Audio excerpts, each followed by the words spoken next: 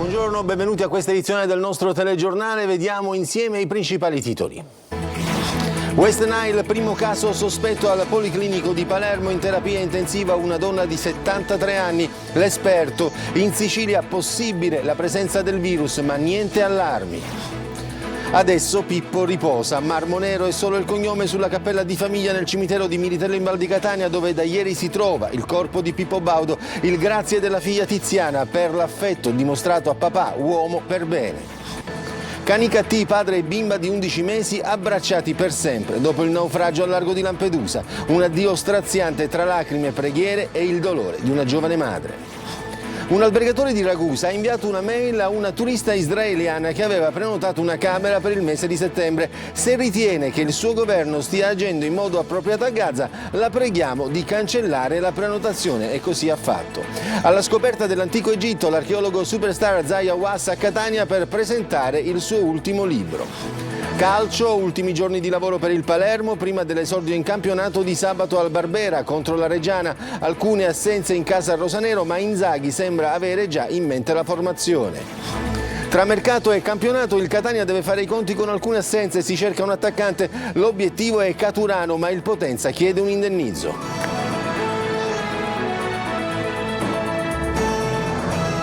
E come sentivamo dai titoli, c'è un presunto caso di West Nile a Palermo. Le condizioni di una donna di 73 anni ricoverata al Policlinico si sono aggravate e adesso è in terapia intensiva. Sentiamo Marco Gullà.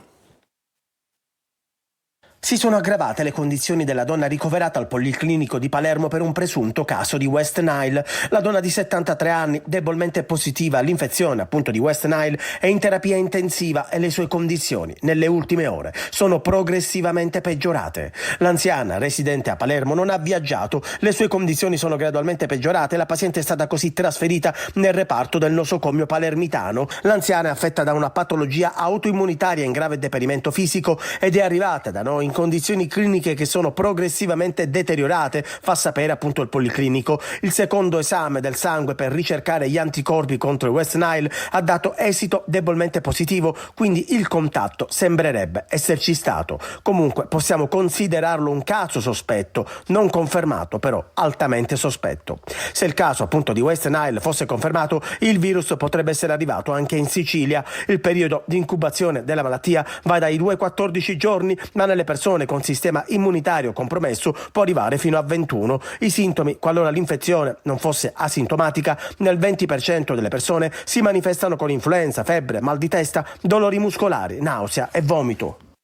E come sentivamo dal servizio, casi possibili in Sicilia certamente, ma niente allarmismi, dice il virologo del Policlinico di Palermo. Sentiamolo.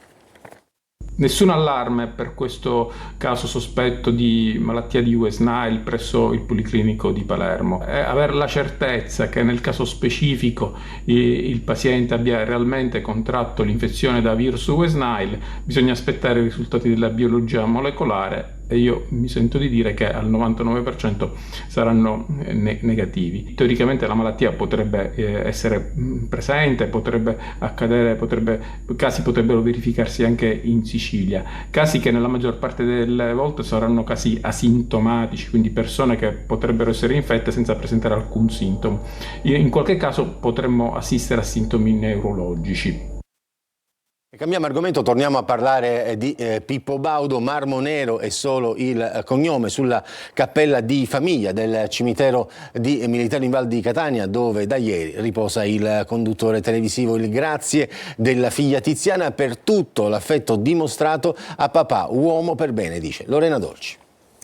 Adesso riposa davvero qui nella cappella di famiglia nel cimitero di Militello in Val di Catania, accanto al padre e alla madre, secondo le sue volontà. La tomba della famiglia Baudo si trova alla fine del viale centrale di questo cimitero che si affaccia sulla piana di Catania e sull'Etna, ma in posizione un po' defilata. Chi vuole rivolgere l'ultimo pensiero però la trova. Un pensiero per lui, sì, perché è un grande di Militello e noi siamo tutti con lui. Speriamo che dove è andato riposi in pace, che sia bene e che ci sta guardando anche. Solo il cognome, Baudo, nessuna foto, Marmoner, porta blindata a mantenere riservo dopo una vita alla ribalta.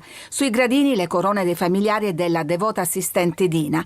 Rientrata a Roma, la figlia Tiziana ringrazia per tutto l'affetto e il calore dimostrato alla straordinaria persona che era mio papà, personaggio televisivo e uomo per bene. Spenti i riflettori, scomparsa la folla, cala il sipario su quel grande show che è stata la vita del re della TV, il Pippo Nazional Popolare. Un grande palcoscenico, quasi una festa di popolo anche ai funerali, 300 dentro la chiesa di Santa Maria della Stella, 2000 fuori, maxi schermi e VIP, amici veri, Albano, Gigi D'Alessio, Lorella Cuccarini. Il successo non basta a riempire il cuore, ha detto Giulio Albanese, il padre spirituale che aveva raccolto le sue parole. Un cuore grande e generoso come quello del presentatore siciliano hanno ricordato i tanti artisti scoperti e lanciati, ma anche tanti cittadini. Sul registro della memoria uno di loro ieri ha scritto: ora organizza un grande spettacolo da lassù. Ucciso a Cava d'Aliga nel Racusano un 35enne magrebino, l'uomo da anni bracciante agricolo nella zona è stato colpito a coltellate nel corso di una violenta lite con un connazionale che poi è fuggito. Il presunto responsabile è stato ritracciato e sottoposto a fermo. Movente ancora in fase di accertamento, sembrerebbe contrasti di natura familiare. A Palermo i carabinieri hanno arrestato nel quartiere di Brancaccio una donna di 57 anni e il figlio di 27 per detenzione di droga, armi e munizionamento. In casa, allo Sperone, i militari hanno trovato 233 grammi di cocaina, 11 coltelli e una pistola a salve modificata e anche 2.400 euro in contanti.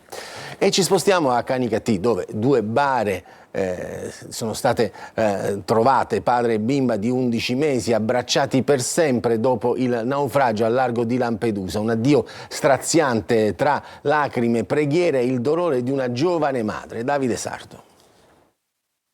Ha pregato con le mani al cielo senza mai smettere di piangere. Uba, giovane madre somala, ha detto addio al marito e alla figlioletta di 11 mesi, morti nel naufragio al largo di Lampedusa. Nel cimitero di Canicattì le due bare deposte nella nuda terra, quella piccola, bianca, adagiata trasversalmente su quella del papà, come se lui continuasse a tenerla sulle ginocchia. Un'immagine che ha stretto il cuore dei presenti.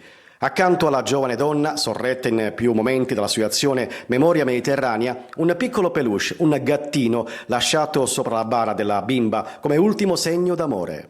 Dalla terra alla terra, viviamo sopra la terra, poi torniamo sotto la terra. Purtroppo è l'ennesima tragedia che noi viviamo e tutta la provincia di Agrigento.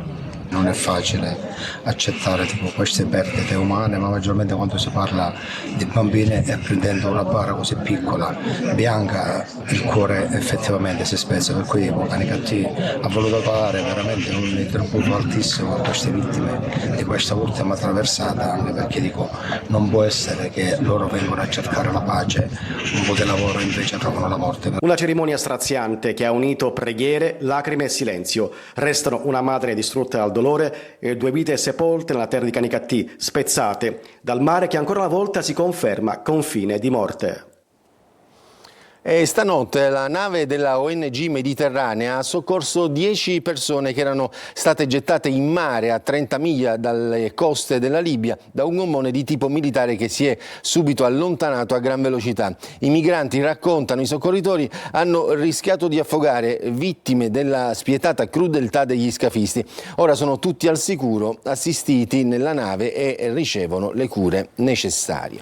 E si terranno oggi alle 16 nella chiesa madre di Leonforte, nell'Ennese, i funerali di Matteo Ciurca, il quarantenne trascinato 2 giorni fa dalla furia delle acque nel torrente Crisa e il cui corpo è stato ritrovato ieri dai vigili del fuoco. Non è stato necessario procedere all'autopsia, ma la procura di Enna ha comunque aperto un fascicolo. Ciurca viaggiava in auto quando è stato travolto dalla piena del torrente.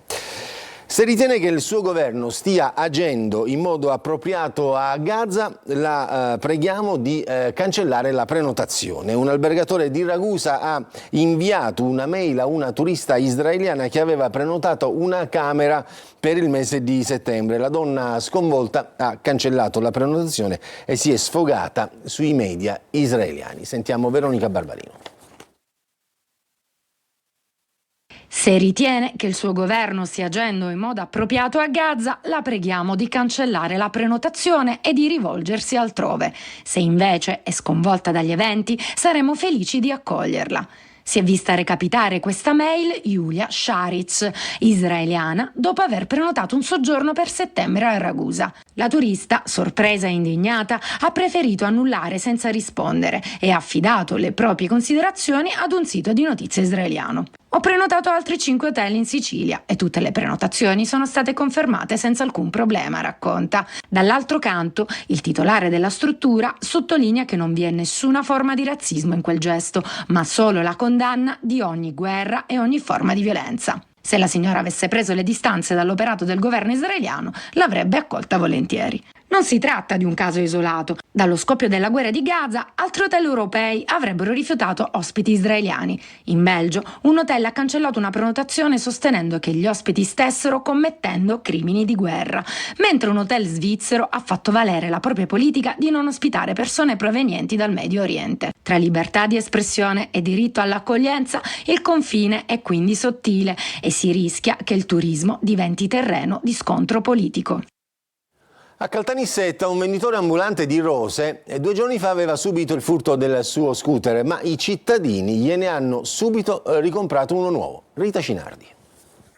Ad ogni no risponde con un sorriso, così si è fatto apprezzare e voler bene dalla comunità nissena Abdul Basid, 39 anni, venditore ambulante originario del Bangladesh, che i suoi concittadini hanno ribattezzato con il nome di Rosario, e nel momento in cui ha avuto bisogno la città ha subito risposto. Martedì sera, mentre tentava di vendere rose in un locale, qualcuno gli ha rubato lo scooter e in lacrime si era recato in questura per fare la denuncia, ma i nisseni non sono rimasti insensibili e, venuti a conoscenza dell'accaduto, alcuni di loro hanno lanciato una campagna di solidarietà che ha consentito in poche ore di raccogliere ben 2.000 euro. In 2 ore addirittura abbiamo dovuto chiudere la raccolta fondi perché stavano ancora cercando di fare i bonifici per aiutare il Rosario.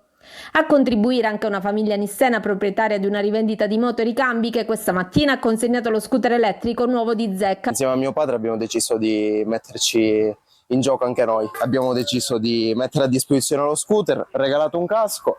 Abdul vive in Italia da 14 anni ed ha un regolare permesso di soggiorno. In Bangladesh ha una famiglia di 6 persone e tutto ciò che riesce a racimolare serve per il loro sostentamento. Caltanissetta, io grazie tutti persone mio aiuti, tutti Dio aiuti, tutti persone bella Caltanissetta buono, 100% funziona buono, grazie.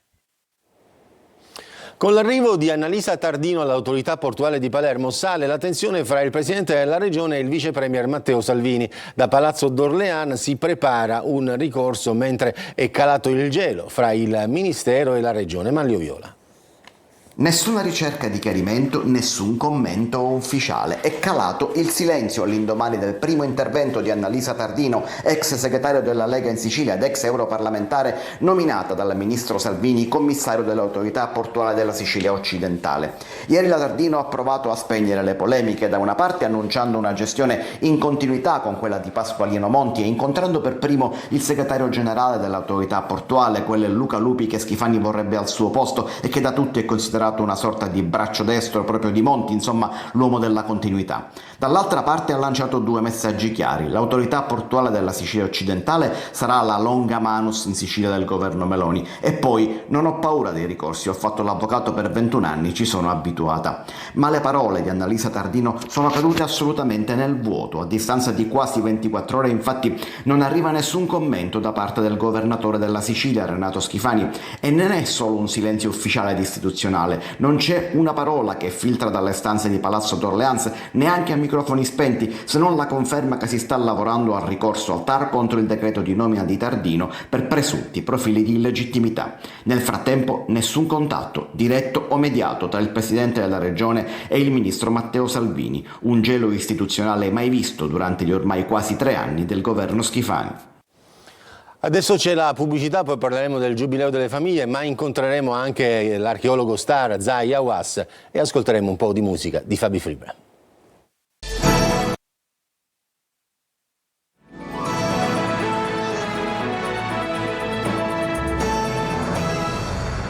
Una notizia di cronaca che è appena stata battuta dalle agenzie: un bimbo di 2 anni è annegato in una piscina nella casa di villeggiatura di famiglia a Caucana, frazione balneare di Santa Croce Camerina, nel Ragusano.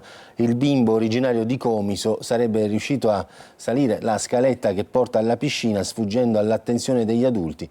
Il padre e i nonni del bimbo gestiscono un oleificio. E cambiamo argomento. A Catania non si è ancora spenta l'eco del discorso di Renna ai genitori, che già l'arcivescovo pensa a incontrare le famiglie. Lo farà in occasione del giubileo a loro dedicato nel santuario di Montpilieri. Adelaide Barbagallo. Dal balcone del Museo Diocesano il forte sprono dell'arcivescovo di Catania ad aver maggior cura dei figli. Ancora pochi giorni e Renna incontrerà le famiglie. Il 6 settembre nella spianata del santuario della Madonna delle Asciara di Montpilieri per celebrare il giubileo dedicato proprio a loro. Esattamente, fra tanti giubilei della nostra Chiesa di Catania non poteva mancare il Giubileo Diocesano delle Famiglie in un luogo a me molto caro, il Santuario Madonna della Sciara, lì dove la lava ha distrutto tutto è risorto un luogo a noi importante. Infatti il messaggio del Giubileo è: la speranza dell'umanità passa attraverso la famiglia, e la famiglia è il luogo primario in cui si genera la speranza, e questo a cominciare dalle giovani coppie, tant'è vero che ci sarà l'incontro di tutti i giovani sposi a indicare che voi siete importanti per la Chiesa, per il mondo. Dalla famiglia, solo da famiglia, è possibile iniziare a sperare in questa umanità fortemente turbata dalle guerre e dalle violenze. Tantissime le realtà chiamate a parteciparvi, movimenti, associazioni, fino a chi si è sposato da poco. Entro il 24 agosto è possibile aderirvi. Conoscere il numero di quanti si ritroveranno insieme è importante, spiega Don Bucolo, perché l'arcivescovo vuol dare a ciascuno un segno da portare a casa. Adesso voltiamo pagina. L'egittologo superstar Zahi Hawass a Catania per presentare il suo ultimo libro. Lo ha incontrato Eva Spampinato. Lui è una vera star dell'archeologia mondiale, già ministro del turismo egiziano, il più celebre volto televisivo dell'egittologia. Difficile guardare un documentario che parli dell'antico Egitto senza trovare all'interno un'intervista a Zahi Hawass, in questi giorni in Sicilia per presentare uno dei suoi ultimi libri. La mia vita è lavorare, fare scavi, fare scoperte e scrivere libri. I misteri dell'Egitto, il fascino delle piramidi, le storie dei faraoni, da sempre hanno incuriosito le persone, non solo gli appassionati di storia antica. E Hawass, moderno Indiana Jones, in 30 anni di scavi e ricerche, ha contribuito anche a riscrivere la storia. La scoperta più importante che ho fatto quest'anno è stata la città d'oro a Luxor e anche la ricerca all'interno delle piramidi di Cheope, ma il mio sogno è quello di scoprire 2 tombe. La prima è quella di Imhotep, il primo architetto che ha costruito le piramidi in pietra, e proprio ora sto cercando la sua tomba a Saqqara. La seconda tomba è quella della regina Nefertiti. Cerco la sua tomba nella Valle dei Re attraverso il suo DNA. Tra misteri, suggestioni e fantascienza c'è una domanda tanto ricorrente quanto nazionalpopolare che non potevamo non fare a Zahi. Ma davvero c'è la mano degli alieni nella costruzione delle piramidi? La gente ama sognare. Io stesso ho trovato le tombe dei costruttori delle piramidi ed erano tutti egiziani, non schiavi. Abbiamo scoperto un importante papiro 5 anni fa dove erano indicati i dettagli della costruzione della piramide di Cheope. Hawass incontrerà il pubblico siciliano domani a Siracusa e sabato 23 ad Aci Castello. Musica, Fabi Fibra, protagonista ad Agrigento alla Live Arena dello Sport Village. Il rapper ha acceso il pubblico con i suoi grandi successi e le nuove hit. Davide Sardo. In Italia i campioni del mondo sono in Italia. Benvenuto in Italia. Agrigento in delirio per Fabri Fibra. Alla Live Arena dello Sport Village il rapper ha infiammato il pubblico con un concerto che ha confermato il suo stato di grazia. Evocativa, una musicassetta gigante che suona dentro un mangianastri, omaggio agli anni 90. Sul palco un repertorio senza tempo, da In Italia a Pamplona, da Applausi per Fibra a Stavo pensando a te, fino ai brani dell'ultimo album. Che cazzo ne sapete? Tra influencer e boomer, oggi il Führer farebbe lo youtuber. Se ti piace metti like. Il tour estivo di Fabri Fibra, che oltre ad Agrigento in Sicilia tocca Catania, trascinato dal successo di Mentre Los Angeles brucia, disco d'oro, sta registrando ovunque migliaia di presenze. Un nome che non conosce mode effimere. Fabri Fibra resta una certezza del rap italiano. Aia, mangio piccagna, sto a tre piranha, studiavo le sue gambe in fondo all'aula magna, merito un premio perché scrivo con impegno, ma mica il tempo, intendo te. Adesso la pubblicità, poi torniamo per il calcio.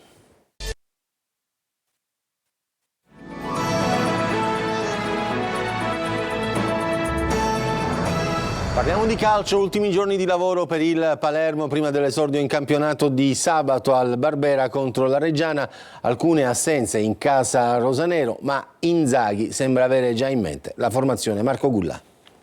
Prove per la prima serata di gala. Il Palermo lavora in vista dell'esordio in campionato di sabato al Barbera contro la Reggiana. Pippo Inzaghi ha ancora dubbi di formazione, considerate alcune assenze in difesa e poi lo stato di forma di alcuni giocatori. Peda e Magnani out, la retroguardia sarà a 3, è composta da Ceccaroni, Bani e Diachité. I principali rebus sono sulla tre quarti. Brunori, al contrario di quanto successo a Cremona contro la Reggiana, dovrebbe partire titolare con Palumbo, Leduaron e Giasi a contendersi l'ultima maglia alle spalle di Poyampalo. Giasi appare favorito anche perché a Lozzini è stato l'unico a sfiorare il gol e a creare gioco in avanti. A centrocampo probabile ancora l'assenza di Gomez, pronto il duo Segre-Ranocchia. Sulle corsie esterne infine si va verso la conferma di Augello e Pierozzi. Di fronte ci sarà una Reggiana solida e che nel precampionato ha fatto molto bene. Mercato a breve l'ufficialità di Joronen e Veloli. Nel corso di questo fine settimana inoltre il Palermo definirà la situazione riguardante